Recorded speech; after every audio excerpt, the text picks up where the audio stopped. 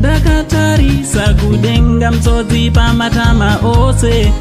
Masitetse social media imoma ndinoswera ndichitenderera ndichiona kuti zvinhu zviri kufamba sei sepakuti ndini karefuri wachiona zvikuru musazvikanganwe izvozvo anditi tisi marefuri mugemu rachiona tanga tiri kumarirawo kwamoyana uko kwatikazoonawo Freeman naFandani vachisvika nditi vachizobata maoko chinova chinhu chakadii chinhu chakanaka zvikuru. So ndisanda kuradzai ka video kachona nezvaitika ikoko kana unga usati wasubscribe nokurudzira kuti ndikuru hapana chekudi hapana chekumirira subscribe turn on your notification bell kuitira pega pega patino uploada a video you will be notified anditi so ka video katoda kuti muone ndo kanoteerwa zvikuru tazoonawo Freeman anga achida kubuda anga achida kubirira mukomana akachida kubirira kubuda asina kusiyawo something kana waendawo pamariro unosiyawo something anditi vakabva vamubata pagedha vakati aiwa hausi kuzopabuda pagedha apa kana usina kusiya something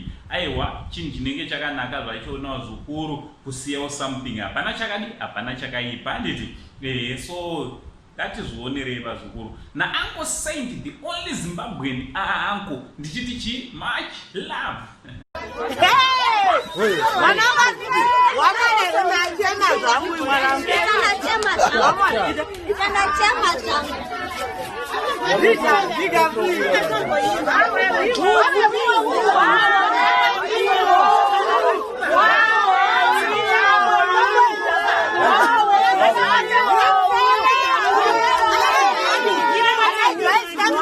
It's a wonderful one.